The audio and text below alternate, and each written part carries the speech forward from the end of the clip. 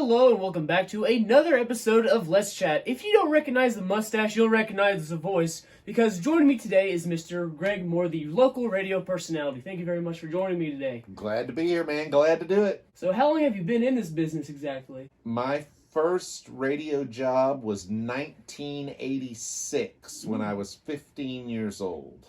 15? Yeah, it's, didn't have a driver's license yet. Mom had to haul me to work. It was the year that they opened WTHL, which is the big 50,000 watt Christian station here in town.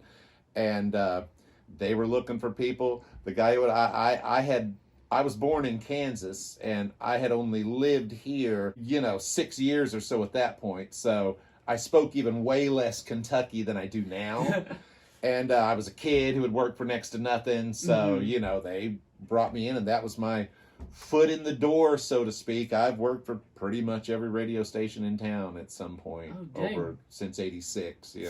What were you doing then at your first job then? Well, I came in and ran the board and put the music on the air, and it was a Christian station, so we'd have, say, a preacher that would come in at 7 o'clock on a Wednesday, and I would get him on the air, and he'd preach a sermon, and I was in charge of doing the obituary hotline on the phone, and just, regular DJ stuff, but on a Christian station format. So was that something you wanted to go into, or like you mentioned, you just wanted a job? Or I've always, since I was a little kid, and it was always music, but I've always been a performer, so it just lent itself, I guess, real well to my aptitudes, and I liked it immediately. And now, over the years, I have done that's the thing, especially in a town like this, where real radio jobs are at a premium because there's a limited number of stations.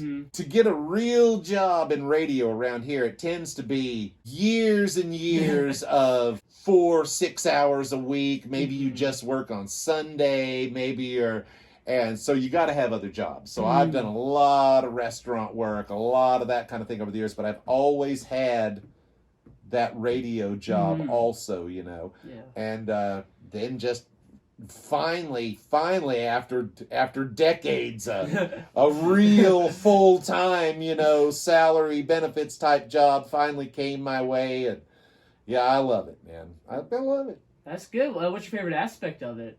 It would be this. I call myself an antisocial extrovert because I like talking to people, I like jokes, but hanging out in big crowds, it's not always fun for me. So I like that I get to talk to everybody, but I'm in a little room by myself. There's an aspect of that really appeals to me. Yeah, it seems a lot more organized than a big... It's no mystery that my whole life I've had jobs where I sit in a little room by myself and talk to myself. Just say, might need a... And so you mentioned the performing aspect, and you do stuff with flashback acting, of course. Have you ever thought, where you do voice work here, you do acting there, have you ever thought of voice acting before? I'm sure I probably would do that if some line on it just fell in my lap or whatever, but... with this job, I don't really have the time to be pursuing, or I certainly don't want to be doing something else full time anymore. No. So, but I certainly would do that, and I've had, thanks to Steve Kleberg and the Radio Suspense Theater series, I've had plenty of acting where I played a radio guy. So that was nice, I guess. And hey, talking to Kleberg, he's looking into doing audio dramas just here locally. So. Oh, really? Oh yeah, audio dramas. Love audio dramas. Interesting. All right, good to know. And the thing, you stand out to me in both radio and the theater community because you just have such a wide range with your voices. So, because I've heard your commercials and everything too. I do. I love doing voices. Oh, yeah. I can imagine, especially around St. Patty's Day, of course. What would you say has been your favorite voice to discover over the years? Well, it was a really weird one. It was in a play called The Go-Betweens, which was a mashup Kleberg put together of many Moliere plays, and my character in there was the doctor from The Doctor in Spite of Himself, and I had a really crazy, just cartoonish, over-the-top voice on that one. And this is how I wound up doing so many plays at the college over the years for Steve. I can tell you when it originally happened. It was when we did The Dangerous Effects of Tobacco.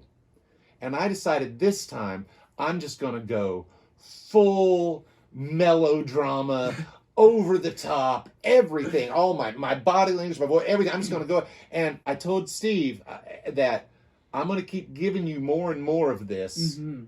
You cut me off. You know, when we get to that spot where it's you cut me off. Steve never cut me off. And he just let me just get crazier and louder and bigger. And then basically for the next 15, 20 years at Somerset Community College, Greg Moore got cast as like the cartoon character. You know what I mean? Just the crazy nuts. I'm shameless enough to act that way. I say a lot of times I almost never do any real acting. I just play cartoon characters. Well, hey, someone's got to do it, and I'd say you fit the bill perfectly. Somebody's got to do it, man. Someone's got to do it, and no one better than Greg Moore, you know? I originally grew this out for a play I was in. Oh, you did? It was in 2002 at SCC. We did The Hound of the Baskervilles. Nevada Shane Morgan was Sherlock Holmes, and I was Dr. Watson. Oh. And so I grew this out. And so for like 2 months leading up to rehearsal, I had this ridiculous thing on my face. And then after the play, I shaved it off. And everybody, my significant other in particular, was like, no, bring it, because everybody was used to seeing it then. And this was 2002. This was before the hipsters. This was not trendy. This was not on trend in 2002, man. I mean, people thought it was really weird.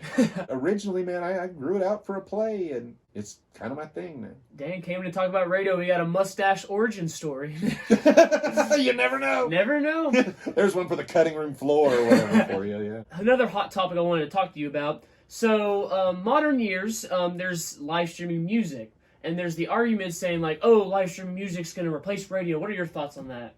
I would say that there are, to much of an extent, streaming has replaced terrestrial radio, but there is a spot where that is still needed that is really not going to be filled. I mean, pretty much everybody can stream in their car now, but a lot of people listen to the radio in their car, you know? And also, if you're streaming music, you're not getting somebody coming in talking about who's playing at the wherever this weekend and who's, you know, what's going on in town and so there's a place for that. And there's also a place that it will be hard for streaming to ever put out of business, is that aspect of feeling like the announcer is your friend on some level. I'll meet somebody and they'll be like, you know, they say they listen to me when they drive their kids to school every day. I'll meet these people and they'll just be talking to me like, because they already know. They know where I went on vacation. They know my dog's names. They know the ingredients in my chili. I am their friend, but they're like a stranger to me. Okay? So there's that aspect, but the feeling of it's a friend playing this music for you, I don't know that streaming's ever going to really be able to get to that. That is such a wholesome note, because it has that personalization, you know? Kind of like, I don't think movie theaters will ever go away just because of streaming movies and shows at home. Right, exactly. It's a human experience, you know? It is a human experience. That is a good way to put it. And with that said, that about does it with my time here with Mr. Greg Moore. Thank you very much again for giving me your time today, sir. No problem.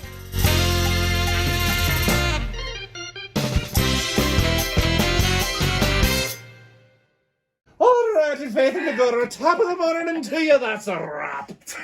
That is probably my favorite outro ever now.